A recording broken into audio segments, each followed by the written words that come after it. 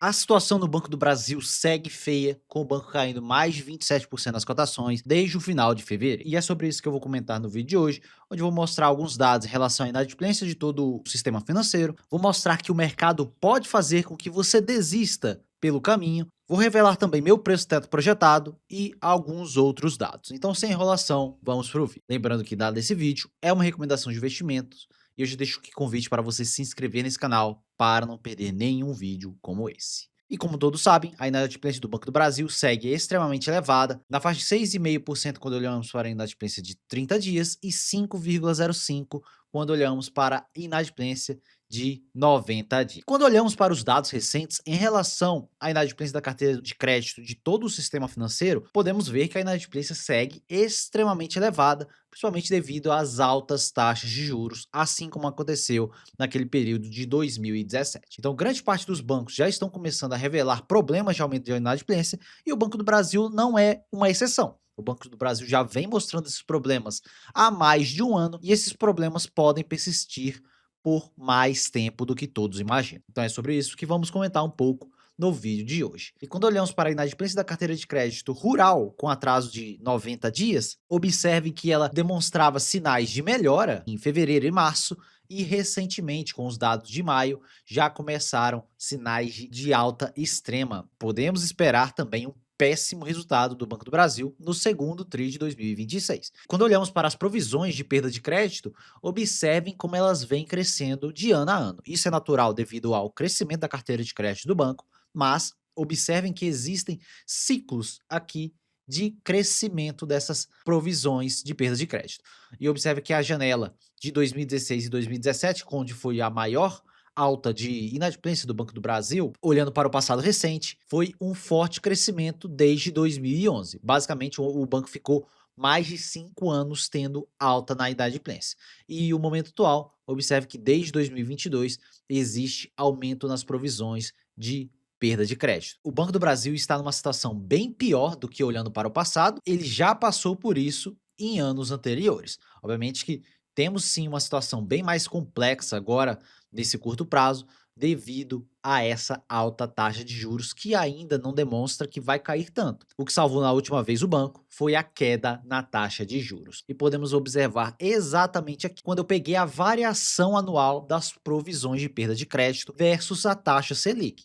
Observe que o que salvou no ciclo passado de alta inadimplência foi exatamente os cortes acentuados e constantes nas taxas de juros, o que fez com que as provisões caíssem de forma acentuada. Obviamente que teve esse aumento aqui em 2020, é muito devido à pandemia. Naturalmente, os cortes nas taxas de juros ajudaram bastante o Banco do Brasil a melhorar essas provisões e aumentar a lucratividade, obviamente. E isso pode ser o que pode acontecer nos próximos anos, que observem que a correlação também positiva com o aumento. Quando acontece o aumento nas taxas de juros, a inadimplência começa a crescer de forma bastante acentuada. Então, na minha visão, o que vai salvar definitivamente o balanço do Banco do Brasil são cortes nas taxas de juros. Não tem muito o que falar aqui se olharmos para esse histórico passado do banco. E quando olhamos para o Banco do Brasil, vamos lembrar que o Banco do Brasil, basicamente, além de entregar crédito, ser o maior banco em relação a crédito rural, ele também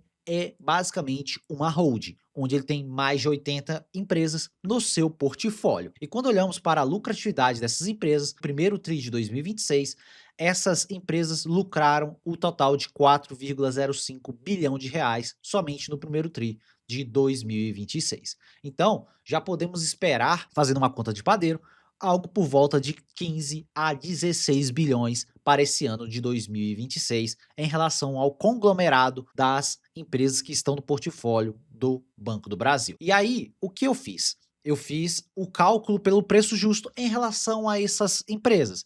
Eu peguei o quanto essas empresas lucram, como se fosse o dividendo e uma taxa de crescimento esperado. Observe que eu considerei uma taxa de 5%, que seria basicamente essas empresas crescerem a inflação do Brasil, que gira em torno de 5% atualmente. E colocando essa lucratividade de 16 bilhões e o custo de capital, que seria o retorno total exigido para esse investimento, se olharmos apenas para as empresas do portfólio do Banco do Brasil, elas deveriam valer basicamente 145 bilhões de reais, o que nos dá 27% de margem de segurança em relação ao valor atual do Banco do Brasil, porque o Banco do Brasil atualmente está sendo cotado a 114 bilhões de reais. Então já podemos ver uma forte desconexão em relação ao valor da empresa. Claramente você compra hoje o Banco do Brasil pagando e ainda sobrando valor, sobrando margem de segurança em relação a todas as empresas do portfólio do banco. Detalhe dessa situação, você está recebendo de graça a marca do Banco do Brasil, a sua parte de crédito, que é o maior financiador do crédito rural do nosso país, o diferencial competitivo e tudo mais, extremamente graça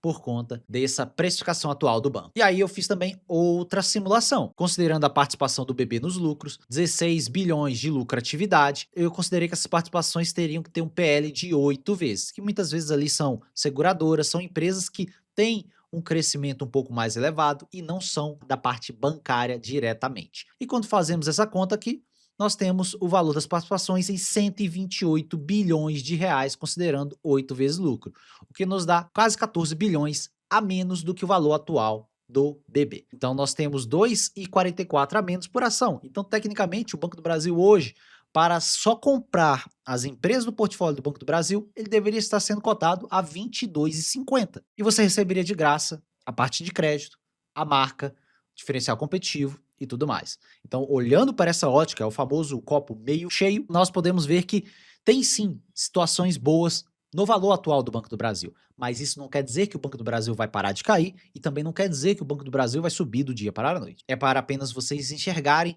uma distorção que acontece no cenário atual de extremo pessimismo em relação ao banco. Obviamente que tem motivos para tudo isso estar acontecendo, mas na minha visão é um pessimismo até exagerado. E quando olhamos para a lucratividade que o mercado espera para o Banco do Brasil, observe que o mercado já está jogando a toalha para esse ano de 2026. Eles esperam uma lucratividade na faixa de 18,6 bilhões e eu acredito que vai ser sim nessa magnitude, principalmente devido a esse resultado do primeiro TRI de 26 e provavelmente o resultado do segundo TRI de 2026, que vai ser sim péssimo, olhando para aquele aumento de inadimplência da carteira de crédito rural que eu mostrei naquele gráfico passado. Basicamente, o banco lucraria da sua parte de crédito 2,5 bilhões apenas.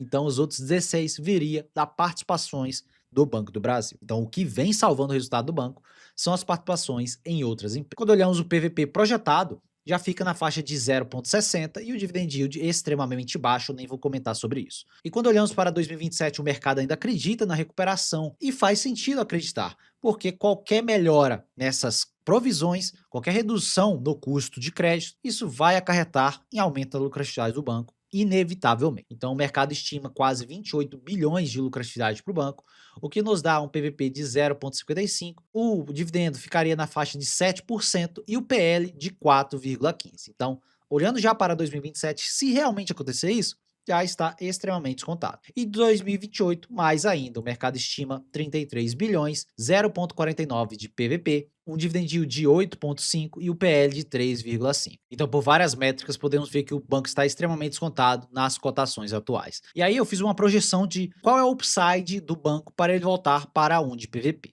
olhando para 2028. E, basicamente, se pegar 0,5 de PVP para voltar para 1, ele tem que subir 100% nas cotações, se olharmos para isso. Isso considerando que, naquele período de 2028, com 14% de ROI, vai estar acima do custo de capital. Isso quer dizer o quê? Vamos estimar que a Selic em 2028 esteja na casa de 11% a 10%. Então, o ROI do banco estaria acima da Selic. Inevitavelmente, o mercado teria que precificar o banco a 1 de PVP, pelo menos, ali na faixa de 1 de PVP. Então, isso é uma possibilidade caso os cortes de juros continuem para os próximos anos e tem sim margem para isso. E, consequentemente, esse valor patrimonial do banco vai crescendo devido a um reinvestimento da lucratividade.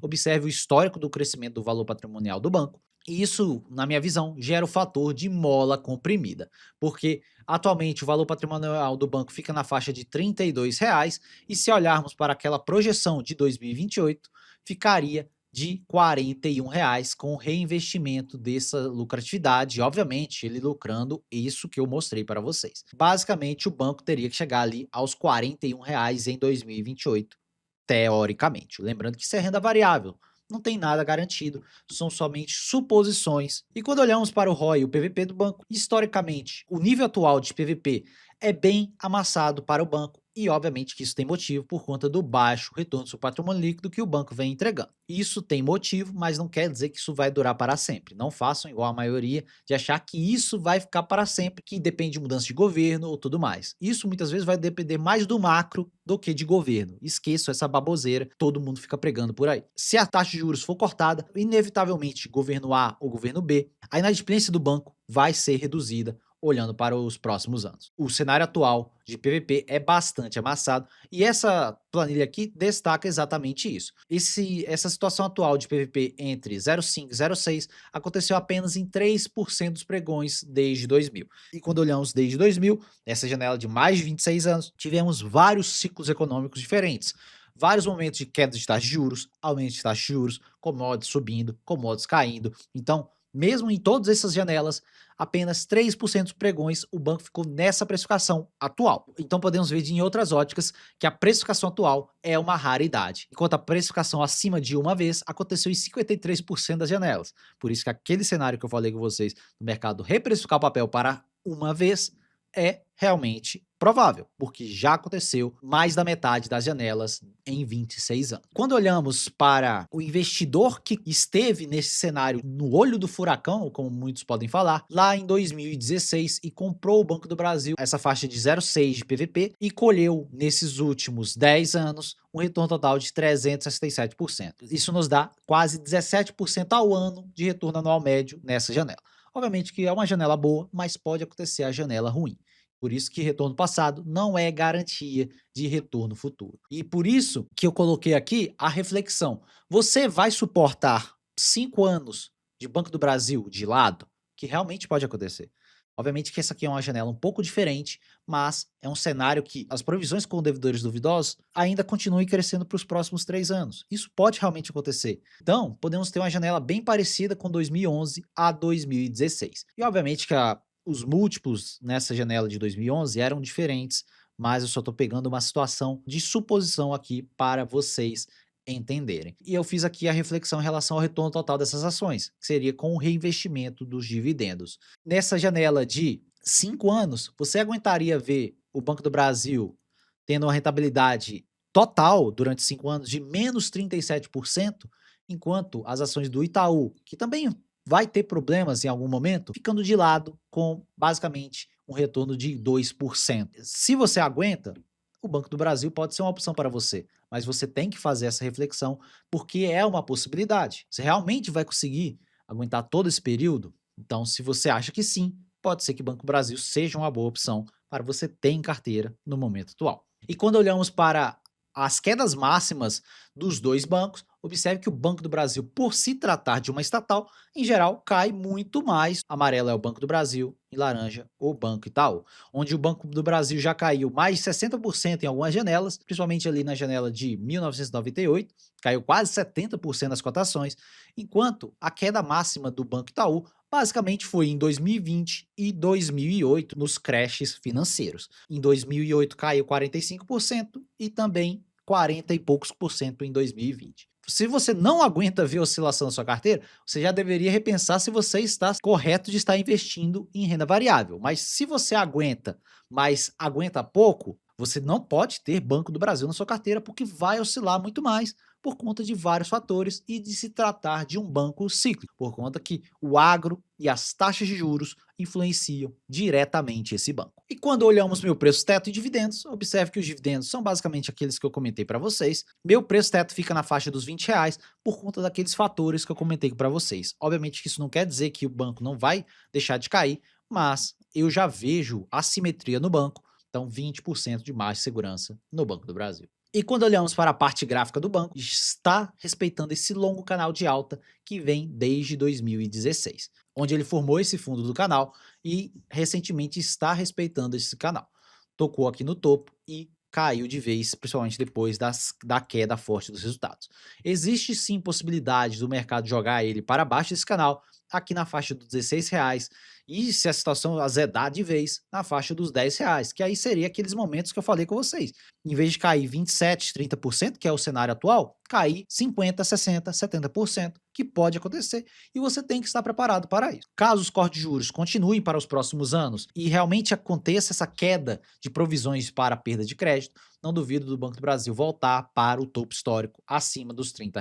Obviamente vai depender desses fatores que eu comentei com vocês. É isso, pessoal, um vídeo mais atualizando aqui em relação a essa situação atual do setor bancário como um todo e também, principalmente, do Banco do Brasil. Então eu já deixo aqui a reflexão para você. Será que você vai aguentar todas essas quedas? O mercado pode fazer você desistir facilmente. Muitas vezes o investidor não está preparado para ver suas ações ficarem de lado por 5 anos. E isso pode realmente acontecer e você, como investidor, tem que estar preparado para isso. Então já deixe seu comentário. Qual banco hoje você tem na sua carteira? Se você acha que Banco do Brasil é uma boa oportunidade olhando para os próximos anos, eu acho que sim, como eu demonstrei em todo esse vídeo, mas você tem que pagar o preço. A ação pode ficar 5 anos de lado na sua carteira e esse vai ser o preço que você vai pagar para depois você colher realmente os frutos de toda essa espera. É a reflexão que já deixo para vocês. Comenta aqui sua opinião sobre isso. Deixe nos comentários para eu saber. Se você for novo por aqui, se inscreva nesse canal para receber mais vídeos como esse. Meu nome é Thiago Cardoso e eu te vejo no próximo vídeo.